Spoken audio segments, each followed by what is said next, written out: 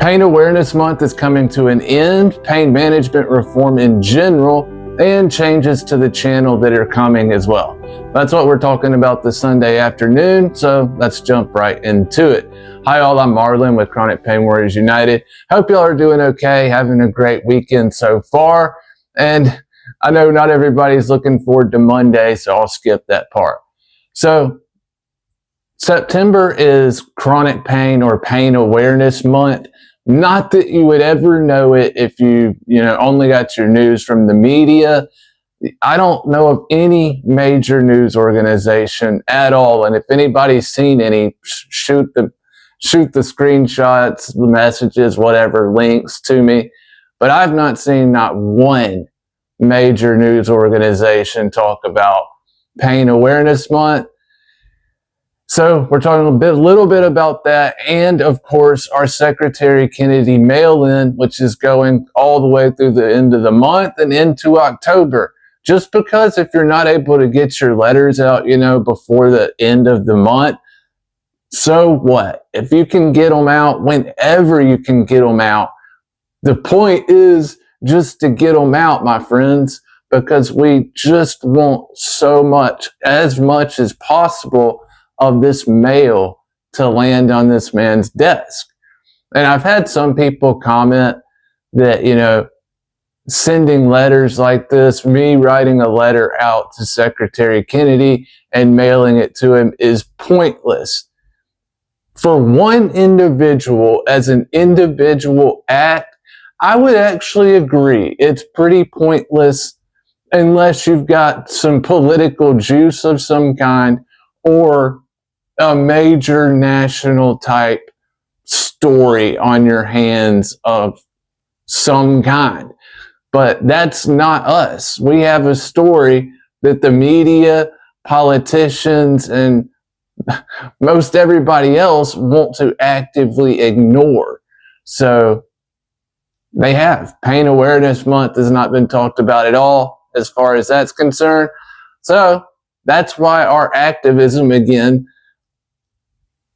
pain management reform as we want it and need it for patient-centered rights to be given back to us, like our human right to pain relief, is only going to come through activism like this. Now, a lot of chronic pain warriors out there are super discouraged by the whole situation and don't think anything can change because we've been living in this paradigm for over 10 years now. It gets to be so that you think this is so entrenched, we're never going to be able to get out of it. But it's just not true, y'all. I swear to you, it's not true. To put it in perspective, we've been living like this, under the CDC's opioid prescription guidelines that have killed so many of us since 2016. We've been living under the Harrison Narcotics Tax Act since 1914, 1915. That's 110 years of the government actively interfering in our healthcare and with our human right to pain relief. And then in 1942, they banned us from growing Papaver somniferum at all. It is illegal and I believe a felony for you to even grow the poppy plant. The flowers that I was using as props earlier this year that I grew, that is technically a felony according to the DEA and the federal government. They did that, as many of you have heard me say before, and then they turned around and they gave the sole right, authority, and everything else to grow Papaver somniferum, the opium poppy, the people's pain relief. They gave the sole legal right to cultivate it and make medicine from it to Big Pharma, who now has a pain relief monopoly. And if you want to access, that monopoly, if you want to get some of that pain relief from them, you have to go through the nanny state and the dude guarding the medicine cabinet, which now happens to be both your pain doctor collaborator with the DEA and the DEA agent himself, deciding if you are worthy of pain relief or not. This is the reality of our situation, right? This is what we've been living with for 10 plus years now, and a lot of people are super discouraged by it, and I understand, but it can change. Now, I'm saying all this because that's the timeline for 7,400 plus years before that. It was our human right to grow and use these things for our pain relief or whatever else we wanted to use it for, any way we wanted to, in any regard we wanted to. Coming along, one human being coming along and telling another human being, you cannot grow that flower anymore, and you definitely can't use the products from that flower to better your life, is one of the most evil, asinine, anti-freedom things that I could possibly imagine. Our founding father, one of them anyway, is Thomas Jefferson, and our third president grew the shit on Monticello for years. Him, George Washington, and John Adams all used poppy products, opium-based basically, for huge periods of their lives to manage chronic pain.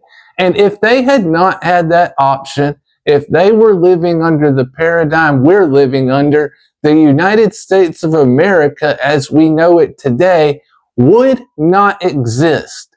They would not have been able to do what they did if they were being forced to live under the anti-pain relief regimes that we are now under. So these grassroots campaigns like we're doing now with Secretary Kennedy, these mail-ins, these are the way that we are going to get to reform. And it is the only way. Lawsuits aren't going to get us there. You cannot sue your way out of this, as some people have tried to do. The Doctor-Patient Forum talks about this a lot, and an individual has already tried it with the DEA once. It got tossed out because of qualified immunity. They'll do that. The same thing will happen again when or if they try to sue Secretary Kennedy and the HHS, which is what they're talking about now. And it'll either be qualified immunity or no standing or a couple of other things that they use. But over 80% of lawsuits that are brought like this that we're talking about against a government agency are tossed based on either qualified immunity, meaning the DEA coming in, wrecking your doctor's office, arresting them, suspending their ability to prescribe pain medication, whatever they do to end your access to pain relief, and in the meantime, destroy your quality of life and hurt you physically, mentally, and everything else. You can't sue them for that because the courts say they're just doing their job. That's what they're supposed to do according to laws, regulations, and blah, blah, blah. Can't sue them for it. They have qualified immunity. It's like cops, like I said in the short yesterday about this. You see police officers doing egregious shit all over the country, but they get away with it based on qualified immunity. And I'm not even talking about the acts where they hurt people when they shouldn't or things like that. I'm talking about, the stupid, silly, frustrating stuff where they tell a YouTuber to put away their camera and stop filming me, which is totally illegal, and especially at a public place. We have the right to film cops all day long. Supreme Court said that more than once now, I think. That type of thing. And then, they come along, or blatant illegal searches of vehicles or people just because of their color, age, etc. You know what I'm saying? We know when we see these things that they're wrong, but nothing happens to them most of the time because qualified immunity. They're just doing their jobs. It's one of the most sick things. It really needs to be gotten rid of. And then no standing basically says, if you cannot show that very specific harm was done to you, almost through intentional action aimed directly at you, and that a court order of some kind could give you relief from that, you can't bring a case. You don't have standing. Coming along and saying, the DEA ruined my life by taking away my access to pain medication, or by making it impossible to fill my prescriptions because of constant traditional pain medication shortages that they've intentionally caused, anything like that. You can't sue them for that. It's all going to get thrown out based on either qualified immunity or no standing. So lawsuits, I'm sorry to go off on that tangent. Lawsuits will not get us there, my friends. I really wish they would, but they won't. This is the human tragedy level and the cost and the actual evilness of what is being done, I don't think is understood or even comprehended by a lot of actual chronic pain patients who are having it done to them. It is evil on a level that's really hard for me to just even explain. They are stealing our lives hour by hour, minute by minute, day by day. Every day that our pain is undertreated and they deny us relief to that pain is a day that they have stolen from us, that we will never get back. It is theft of our lives, my friends, which is why it's so evil and so wrong, and why I'm fighting so hard to try and stop these things, because people's lives are being destroyed and people are dying. And the only way we're going to do it is through, not like old school civil rights activism, but this is a pivotal civil rights issue of our time. A lot of people don't see it like that today, but I guarantee you 10, 20, 30 years from now, it will be seen as that. And I am going to do my part as much as possible to make sure it is seen that way, as well as holding accountable all the DEA people, all the CDC, the politicians, the presidents, everybody that was involved in this. They either do the mea culpa and they start helping, or they're going to be remembered as having committed crimes against humanity, against their own compatriots and citizens on a level that is truly incomprehensible today, because the numbers are so massive. So grassroots activism, our movements together as Pain Warriors United, is the only way we're going to get there. The only way. And feeling discouraged, like, well, we've been trying different things for years now, blah, and I get it. I'm not saying blah, blah, blah, like it's not important. The chronic pain community in general, I'm speeding up now. I didn't mean to make this long, and my face is killing me. The chronic pain community over the last 10 years has not united in any way at all. It has not collaborated. It has not worked together to push messaging into the public. It has not tried to force media into acknowledging collaborations amongst different groups. It's just been a free-for-all, basically, of one group here doing their own thing that they think is the best way, and another group over here doing another thing every now and then, sort of part-time. None of the huge activist groups that you would think of are going to ever touch this until we've built a large or pretty decently sized movement of our own. Again, the same thing with media and politicians. That's why nobody's paying attention to this issue, because it's fractured and we're easy to ignore. But there are 65 million plus chronic pain patients across this country, my friends. Unite just 1 or 2% of us, and you have a massive number of voices. If we could just get 1 or 2% to be actively engaged in activism and coordination, increase that to 5 or 10%, my God. And then you throw in, the friends of Pain Warriors United, as I'm always calling y'all. There are a lot of them and y'all out there too, which I love y'all. Thank you so much, especially the medical personnel that comment sometimes.